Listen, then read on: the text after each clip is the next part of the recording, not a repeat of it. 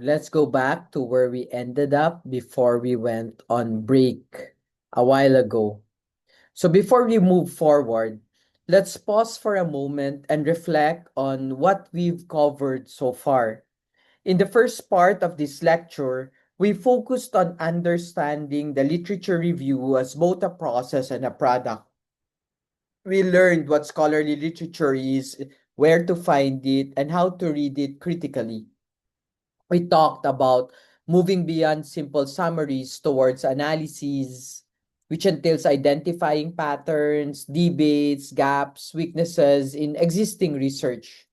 Most importantly, we've emphasized that a literature review is not just about collecting sources, but about making sense of knowledge and positioning your study within an ongoing scholarly conversation. We also examined how a good literature review sharpens research questions, avoids duplication, and justifies why a study is worth doing. By the time we reached the review of related literature, we saw that literature is not something you finish in chapter 2, but it is something that you use throughout the entire research process from design to interpretation. Now, as we move into the second part of this lecture, the focus shifts from understanding what is known to structuring what you will study. This is where literature begins to take a more visible and even strategic role, not just informing your thinking, but organizing it. We will explore how insights from the literature are transformed also into research frameworks that guides variables, methods, and interpretation. In the succeeding slides, we are going to start with the review of related literature in research studies and moving into theoretical and conceptual frameworks. We will see how strong research is built on a clear foundation, one where literature, questions, and frameworks work together. This is where reading becomes design and understanding becomes structured. Now that we have seen the movements, so we ended up in, allow me to just go back to slide 29 because I think that's where we ended up.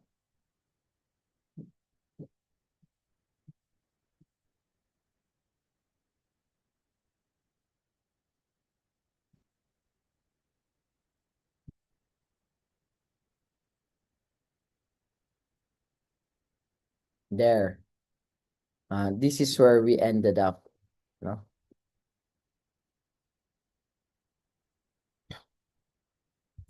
Now that we've seen how literature helps us understand what is known and what is missing, the next step is to see how literature actually functions inside a research study and how it begins to shape the structure of research itself. Uh, so we formally begin with the review of related literature within an actual research study. At this point, we are no longer talking about literature review as a general academic exercise. We are talking about how it works inside theses, dissertations, and formal research papers. The key idea here is focus.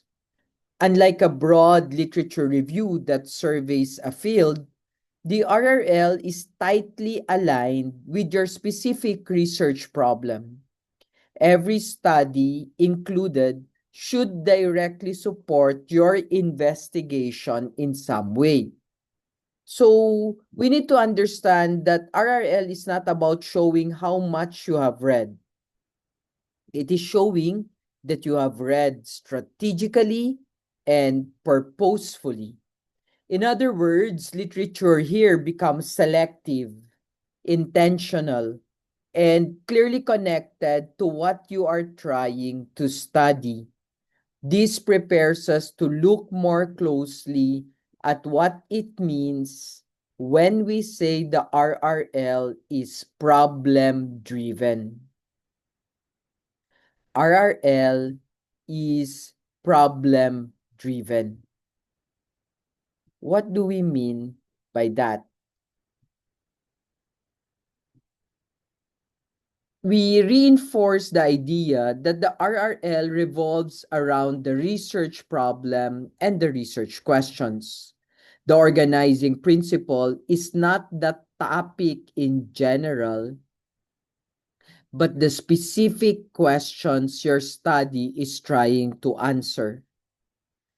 One important point here is that the RRL helps shape your methodology. By examining how previous research studies and studied similar problems, you gain insight into appropriate designs, instruments, and analytical approaches. This reminds us that literature provides evidentiary support. It gives you a basis for what you expect to find and how your results should be interpreted. Most importantly, this shows that literature does not end in chapter 2. It comes back to the discussion where your findings are interpreted in relation to what other researchers have found. At this stage, literature is no longer background, it becomes a working tool. That idea we can see clearly in the next slide. So, the functions of RRL in an actual research. No?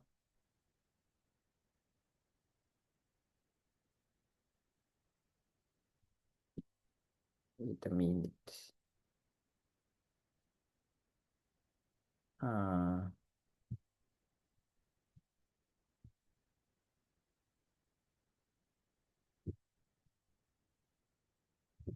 so, the core functions of the RRL is first, it establishes a foundation. Your research is shown to stand on existing theory and empirical evidence. Second, RRL justifies the investigation. Uh, it explains why your research questions are worth asking and why your study is needed. Third, it guides methodology. Literature informs how studies are designed and where improvements or adjustments can be made. Finally, RRL enables interpretation. So when you analyze your findings, you have to go back to the RRL. Literature provides context and meaning, helping you explain whether results are expected, surprising, or contradictory. At this point, it should be clear, or we should clearly see that literature is deeply embedded in research, not just as a chapter, but as a constant benchmark or reference point. So the RRL interacts directly with the research findings. So how does that happen?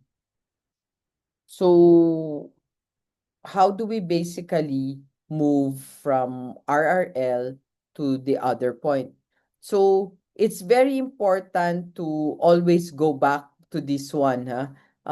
Not because it doesn't matter, but because that is how things are organized, no? Uh, wait, I'm just fixing something. And we need to be able to integrate the RRL to the research questions. Um, So let's go back to the slides and get rid of me if in the picture.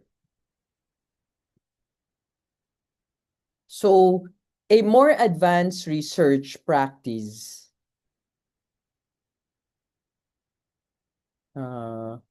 is integrating literature into the discussion of the findings. Strong research does not separate results from existing knowledge. It places them in conversation. So when findings align with previous studies, literature strengthens conclusions by showing consistency across research. When findings differ, literature becomes even more valuable. Differences in context, population, or method can help explain why results do not match earlier studies. Here we need to emphasize that research is not about proving yourself right. It's about understanding evidence within a broader scholarly context. At this point, students should be ready already to see how literature does more than explain results. It also helps organize the study itself. That brings us to the topic about research frameworks, conceptual and theoretical. No, this is a shift in the lecture. We move from reviewing literature to using literature to build structure.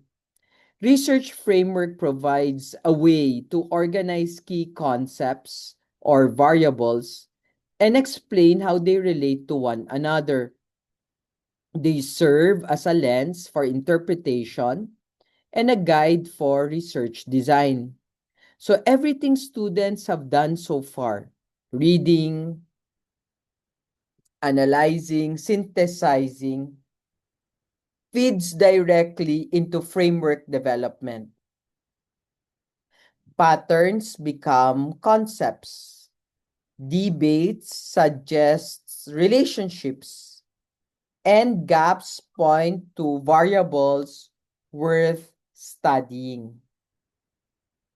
This is a critical realization. Frameworks are not invented, they are constructed from literature. Constructed from literature. So let's explain why frameworks are not optional, but essential in the research process.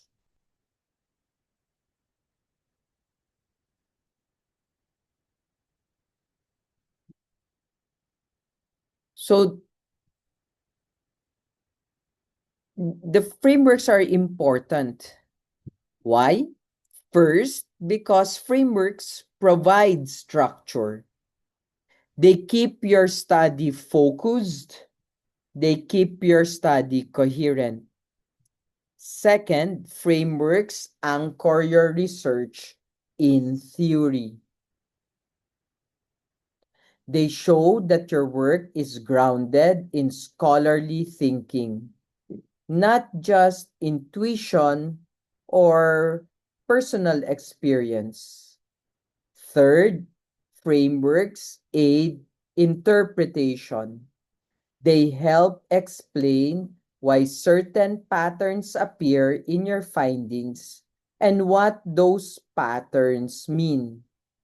Finally, using frameworks signals scholarly maturity. It shows that you understand not just your topic, but the conceptual foundations of your field. With that understanding in place, we see now why we need to introduce the two types of frameworks researchers use. So researchers normally operate with two types of frameworks, what we call theoretical and conceptual framework. So one theoretical and the other conceptual. A theoretical framework applies an established theory to your study. The theory exists independently and provides explanations for relationships among concepts. A conceptual framework, by contrast, is constructed by the researcher. It synthesizes ideas from multiple studies and is often presented visually to show relationships between variables. The key takeaway at this point is that framework choice depends on your research questions and goals and your RRL. Some studies rely on one type, others use both. So let's set the stage for the next part of the lecture, where may we move from understanding frameworks to building and even justifying them. And let's do this one step by step. So let's look at the theoretical framework first, no? So, what what is a theoretical framework? This slide explains that a theoretical framework applies an existing established theory to help explain the research problem you are studying. The key idea here is that the theory already exists before your study. So you are not creating the theory, you are using it as a lens to understand your phenomenon. So there are four important steps. One, choosing an established theory, explaining the theory clearly, connecting it to your study, and then using it to interpret findings. Each step is essential. Simply naming a theory is therefore not enough.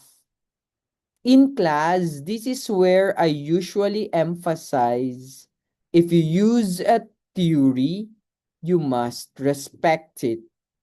You need to understand its assumptions, concepts, and logic well enough to apply it correctly. A theoretical framework, and a strong one at that, helps readers see not just what you studied, but why certain relationships should exist in the first place. Let us give you some examples to make this clearer. These are examples of theoretical frameworks. So there are familiar, I'll provide examples commonly used theoretical frameworks, such as Maslow's hierarchy of needs, the social cognitive theory, and the critical race theory. Each example shows how a theory explains behavior or social phenomena in a particular way. Maslow focuses on human motivation. Social cognitive theory emphasizes learning through interaction and observation. And critical race theory examines structural inequality. The purpose of this slide is not to memorize theories, but to understand that different theories lead to different interpretations. The same data can look very different depending on the theoretical lens you use. This is also where students begin to see that choosing a theory is a serious decision. Your theory shapes your research questions, variables, or even your interpretations. Once students understand what a theoretical framework looks like, we introduce a different but equally important type of framework, what we call the conceptual framework. This introduces the conceptual framework, which differs from a theoretical framework in an important way. A conceptual framework is constructed by the researcher and not borrowed as a whole from an existing theory. Instead of applying one theory, you synthesize or put together key concepts from multiple studies to show how they relate in your specific research context. We need to emphasize that conceptual frameworks are especially useful when no single theory fully explains your research problem or when your study is exploratory in nature. In practice, conceptual frameworks often appear as visual diagrams, boxes, arrows, and labels that show relationships between variables. This slide helps students realize that building a conceptual framework is actually a sign of analytical maturity. You are no longer just applying ideas, you are organizing knowledge. To help you do this one correctly, let's break down the steps involved in building a conceptual framework. This slide gives us a step-by-step guide to building a conceptual framework. The first step is a thorough literature review. Without deep reading, a framework has no foundation. So, read. Next, you select key concepts, usually 3 to 6. This balance is important. Too many concepts create confusion, but too few oversimplify the problem, which you also need to pay attention to. We also emphasized the need to define relationships. You must explain and you must be able to explain how concepts are connected, whether one influences another, mediates it, or moderates it.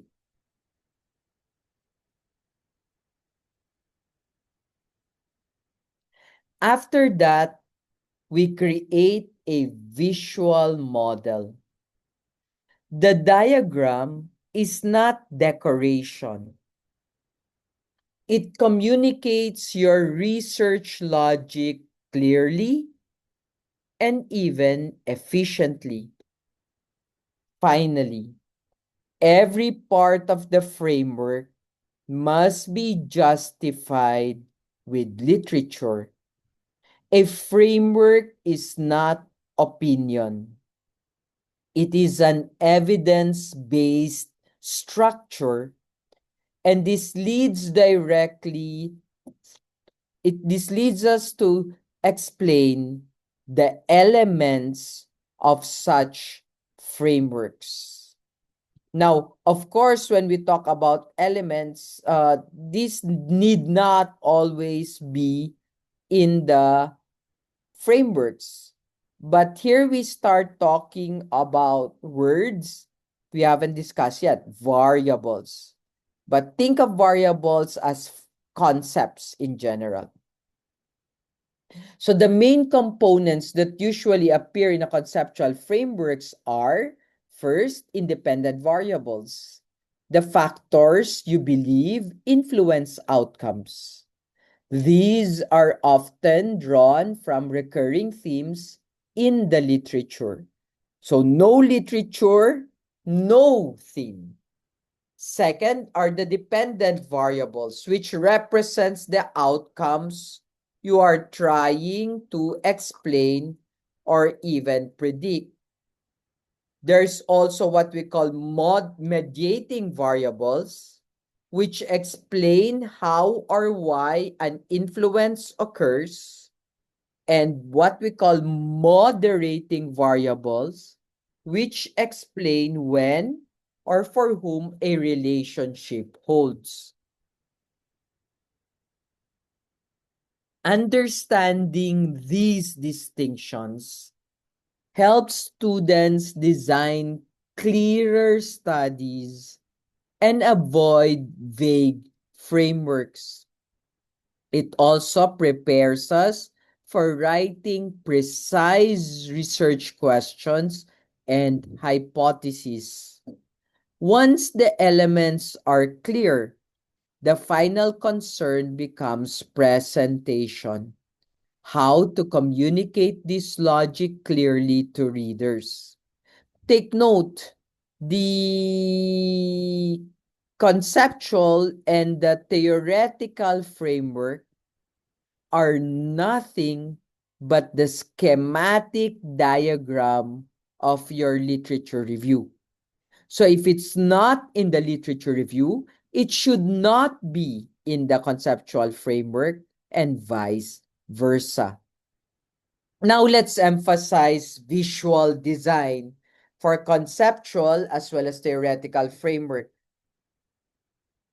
So what we need to understand is that the conceptual framework is not supposed to be cosmetic, as it should be communicative. Boxes, circles, and arrows help readers grasp complex relationships quickly. Directional arrows show influence, and labels clarity. The and labels, sorry, and labels that does not only cause clarity, but also clarify the nature of relationships. So, conceptual framework should be simple. A framework should clarify thinking, not overwhelm the reader. So, if a diagram is confusing, it needs refinement. In a class, for example, in a class, uh, this is a good moment to remind students that the framework is often the first thing a reader looks at.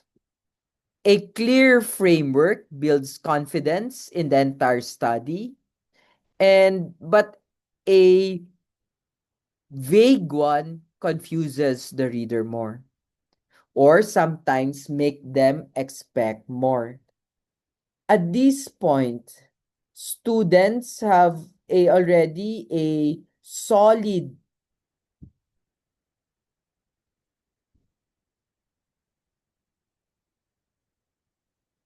understanding uh, of both theoretical and conceptual framework. No? And I hope that's clear, no? The distinction between the two. They're both schematic diagrams, but one is a full adaptation. The other one is something you put together and create, no, together. Uh, the next will show us, will compare the two. So choose appropriately and avoid common mistakes.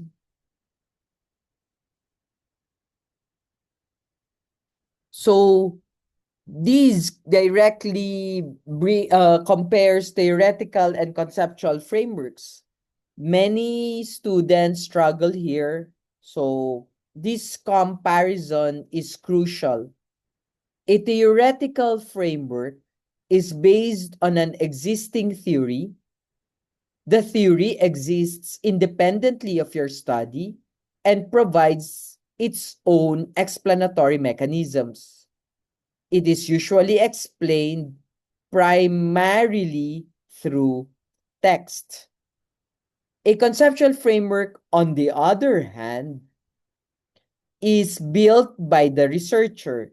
It is study specific, often visual, and shows proposed relationship between variables. The key point I want you to remember is this: neither framework is better than the other. They serve different purposes depending on your research goals. So understanding this distinction helps you make intentional choices instead of copying what others have done. That leads us directly to how do we basically choose between these frameworks. So use, as I said, right? So we need to help you decide which framework to use based on your research situation. You use a theoretical framework when a single theory clearly explains your research problem. When you are testing theoretical predictions, or when your field has dominant theories that must be acknowledged. You use a conceptual framework when no single theory is sufficient, when you are integrating multiple perspectives, or when your research is exploratory, or better yet, inductive in nature. This makes, in the slide, is a very important point. Some studies use both. A theory can explain the phenomenon, while a conceptual framework maps out specific variables. But at the end, what matters is clarity. If you use one or both, you must clearly explain how they function in your study. Once students understand how to choose, the next step is learning what not to do. What are the common framework mistakes that we need to be cautious about? Because they weaken an otherwise good research. One common mistake is following trends blindly. Using a popular theory just because others do, without checking whether it actually fits the research problem. Dahil lang uso o dahil lang trip mo.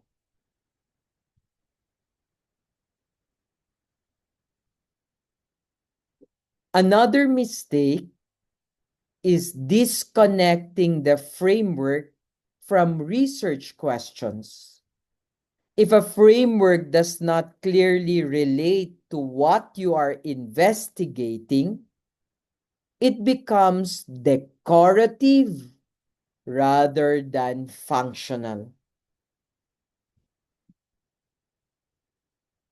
We also need to warn you against mixing incompatible ideas.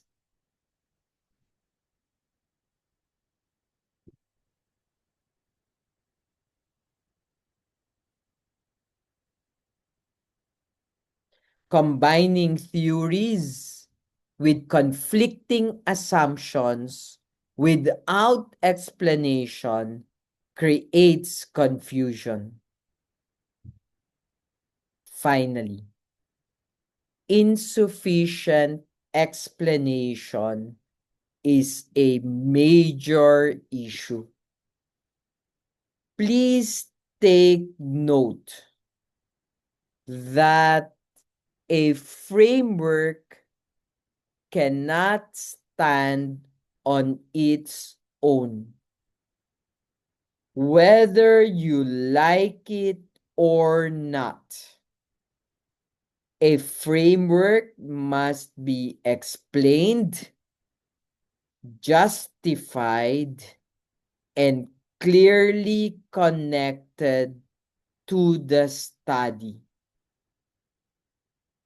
Once students know these pitfalls, they are ready to see what a good framework looks like in practice. So let me provide you an example of a framework used in education technology study. So this is a concrete example of a theoretical framework applied to an education research problem.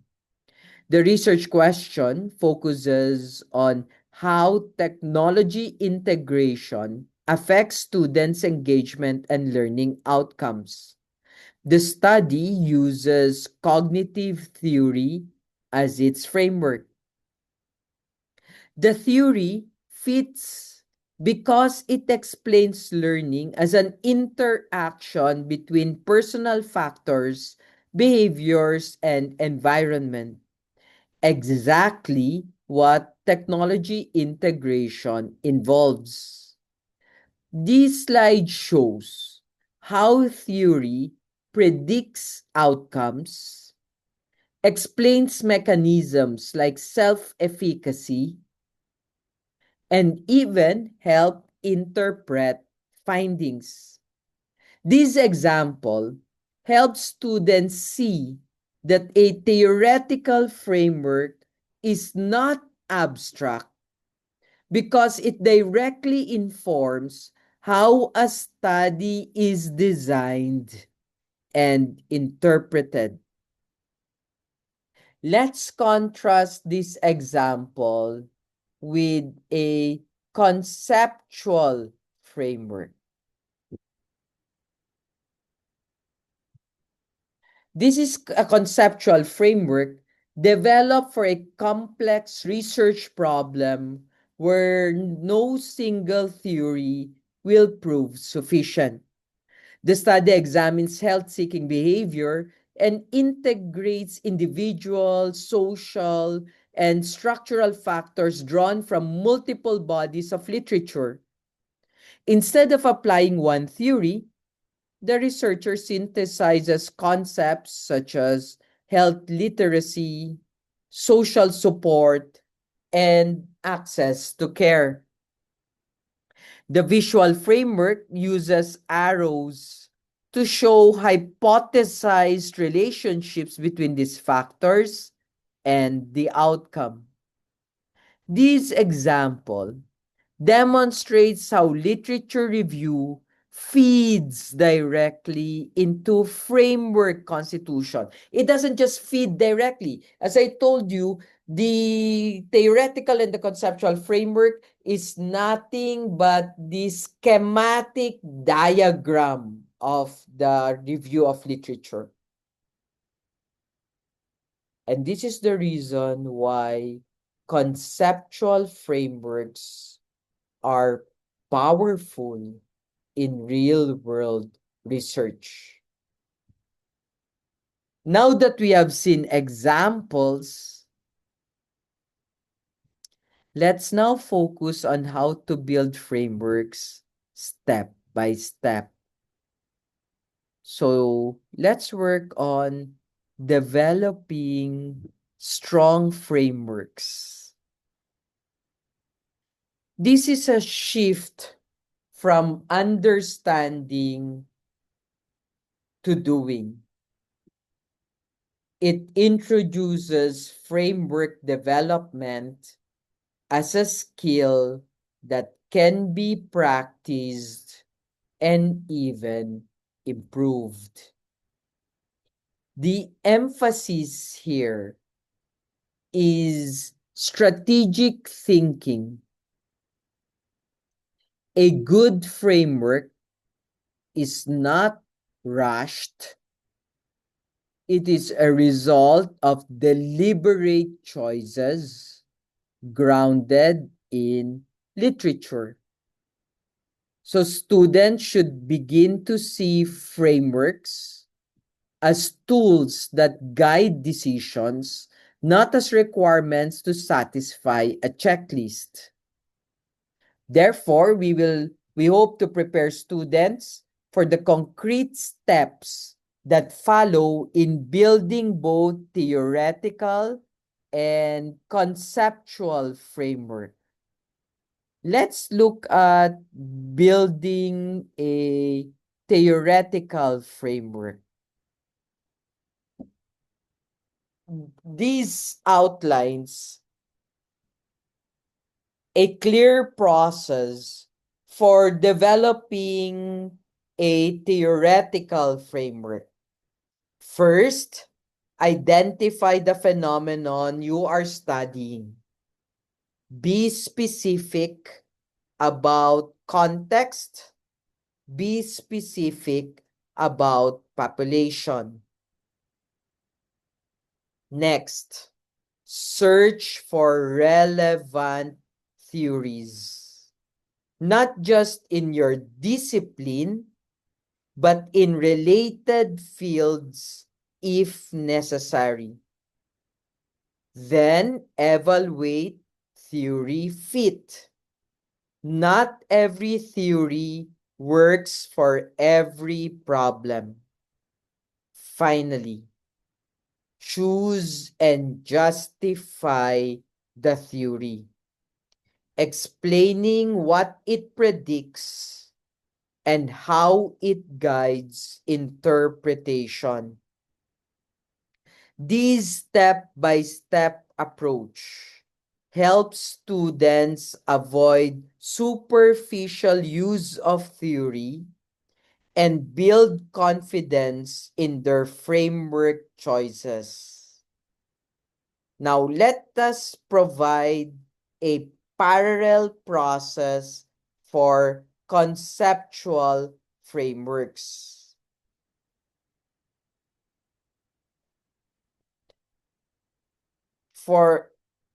So this mirrors the previous one, but focuses on conceptual frameworks. It begins with a comprehensive literature review, emphasizing that frameworks are built from evidence, not intuition. Students then identify core concepts, map relationships, and create a visual representation. The first step, providing justification, is crucial.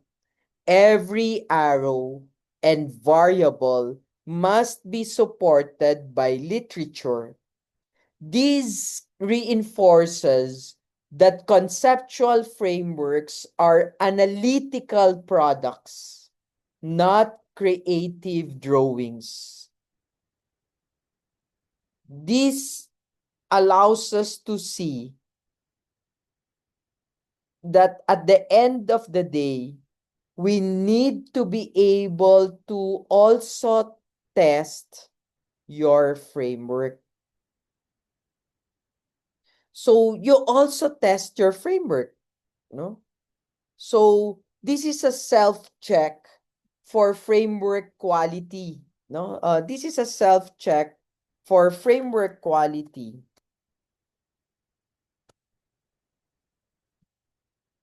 So a strong framework must be clear and understandable. If readers are confused, the framework fails. So it must also be connected to research questions. Remember, the research questions should be supported by the literature in a one-to-one relationship, and we will see that in the future.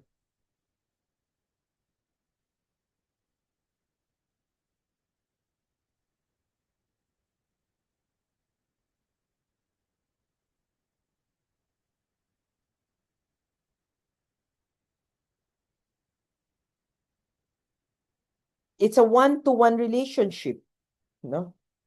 So something to pay attention to.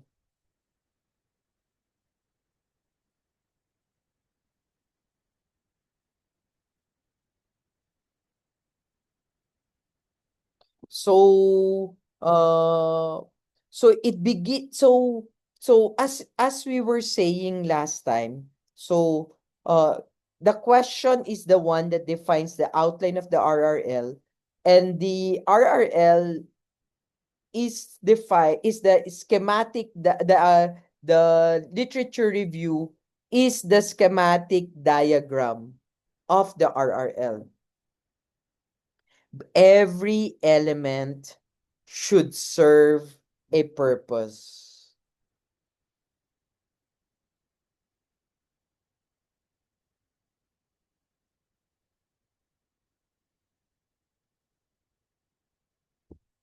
Should serve a purpose. So frameworks must be empirically supported with literature backing each relationship. Finally, they must be researchable. If concepts cannot be measured or explored, the frameworks needs revision.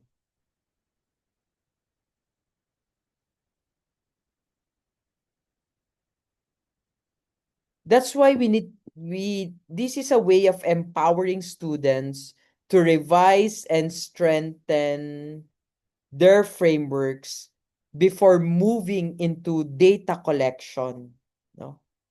Now, of course, frameworks have to do with methodologies also in the long run, no? They are not separated from that.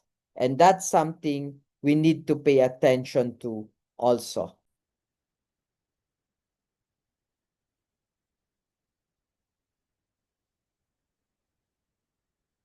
So a research framework is also not separate from methodology. In fact, it is its bridge.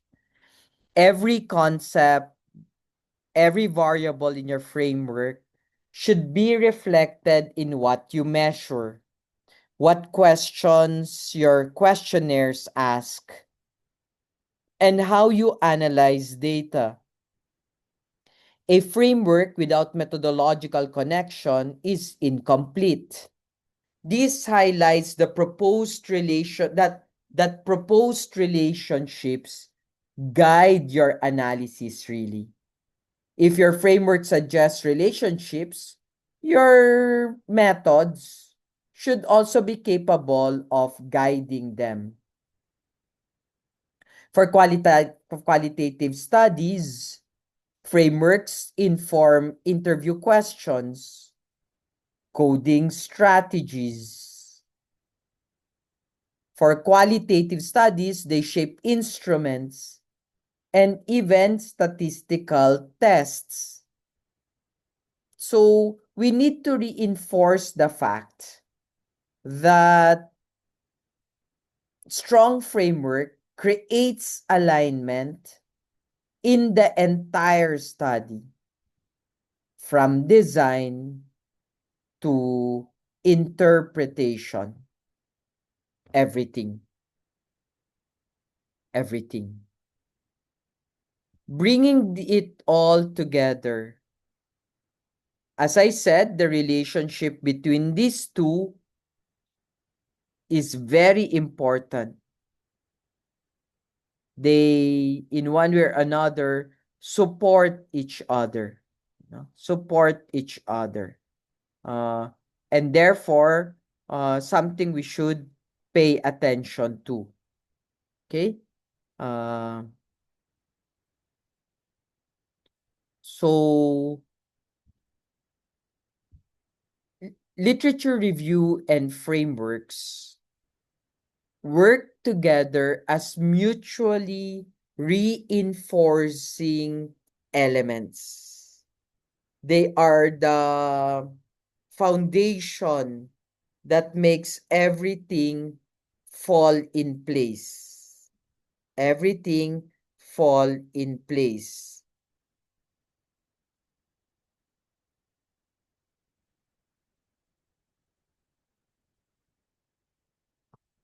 Literature informs the framework by identifying concepts, theories, and relationships.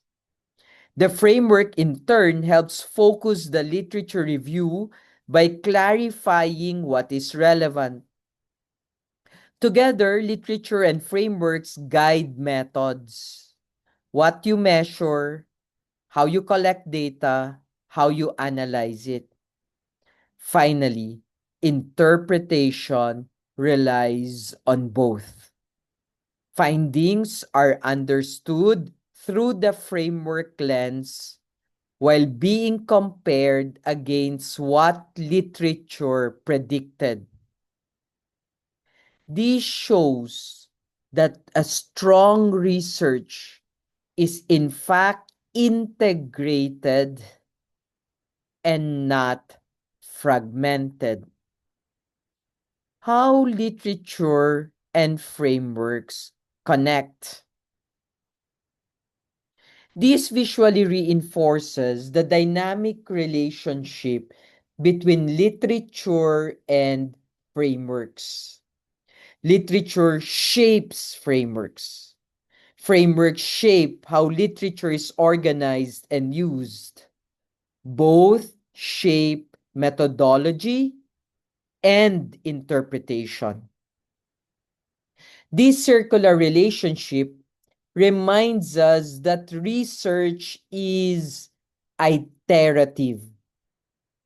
As understanding deepens, literature and frameworks may evolve. This encourages flexibility, of course, while maintaining coherence, an important balance in advanced research. At this point, students can see how pieces of the research puzzle actually fit together.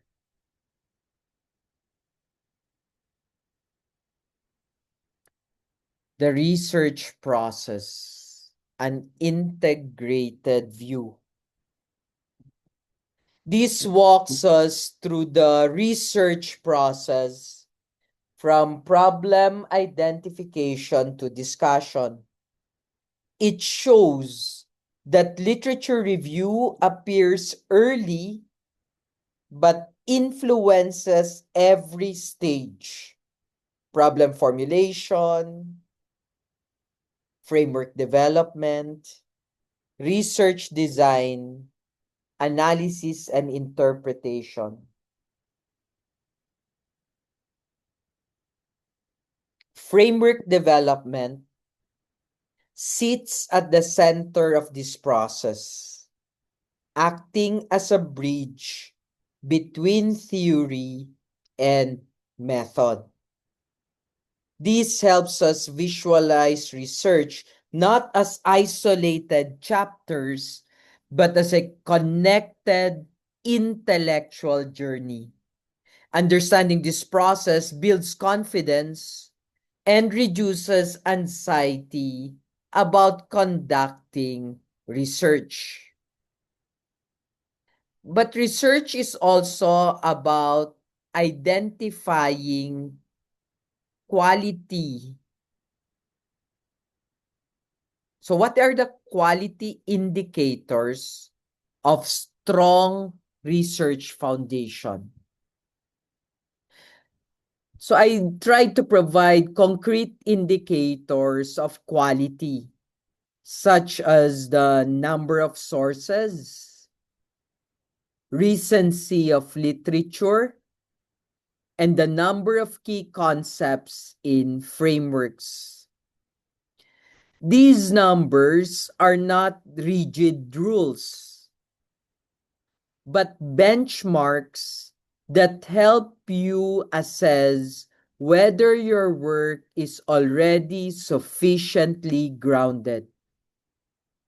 The emphasis on recent literature ensures relevance, while inclusion of seminal works ensures depth.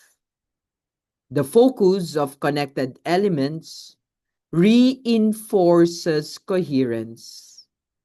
Everything must link back to the research questions.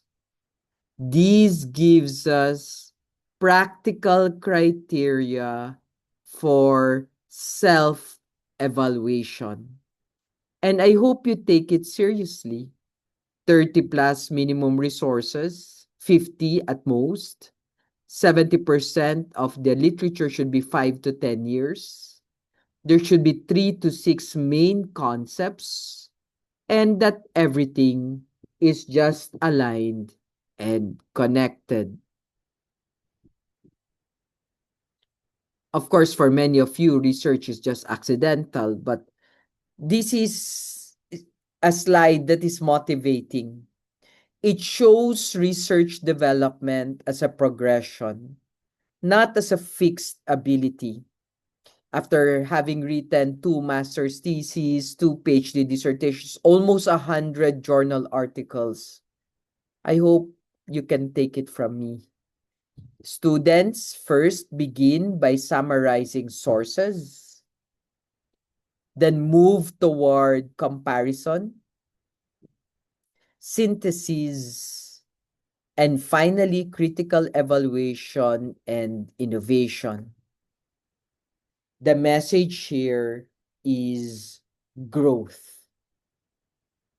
Growth.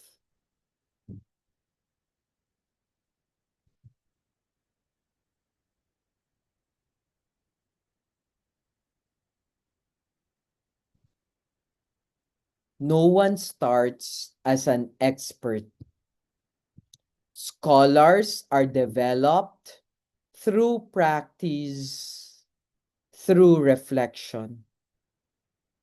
This reassures us that struggle is part of learning, not a sign of failure.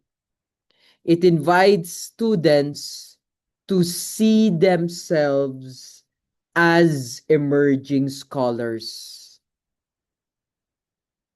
So, what are our essential takeaways from this lecture on the RRL?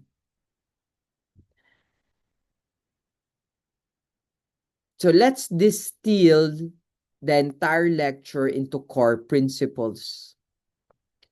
First, literature review is both process and product. Organization must be thematic. Writing must synthesize, not summarize. Two, frameworks provide structure and meaning. Everything must be connected back to research questions. These reinforces habits of good research that students that we can carry forward into future studies.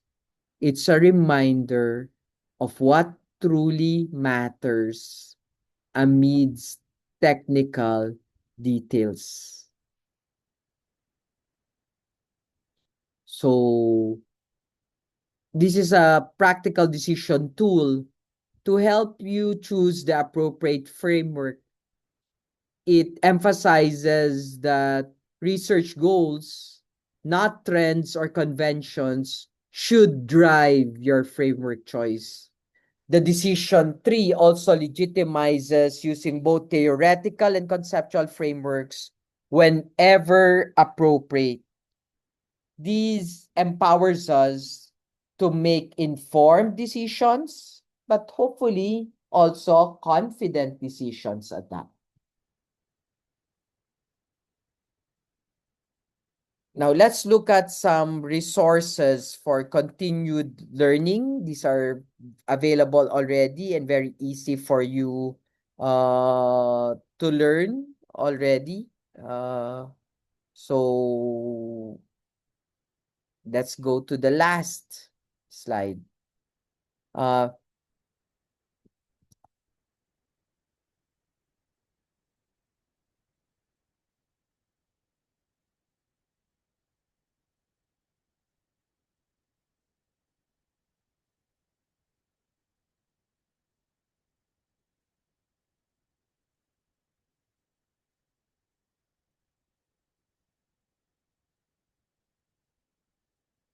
so here, no, it reminds us that literature review and framework development are foundational skills that improve through practice. Strong research is grounded in careful reading, critical thinking, and deliberate structure. Deliberate structure. It encourages us to move forward with patience, curiosity, and confidence, and leaves us with a pure sense of purpose and readiness to begin. If you remember nothing else from this lecture, remember this. Strong research is not about knowing everything. It's about knowing how to read deeply, think critically, and build meaningful connections. That is the work of a scholar. And that is the work that you are about to do already at this point. As we conclude the second part of the lecture, it's important to recognize how far your thinking has progressed. At this stage, research is no longer just about reviewing what others have done. It's also about structuring your own inquiry with purpose and clarity. This is where literature transforms into frameworks, and ideas begin to take shape as a coherent study. Research frameworks give form to your thinking. They help you move from scattered concepts to organized explanations, from curiosity to direction. Whether theoretical or conceptual, a framework is not a decorative requirement. It is the backbone of your research. It explains why your variables matter, how they relate, and how your findings should be understood. More importantly, frameworks teach you discipline. They force you to justify every assumption, every relationship, every methodological choice. So, when done well, they bring alignment to your study between your literature, your questions, your methods, and even your interpretations of that. This alignment is what distinguishes rigorous research from casual inquiry.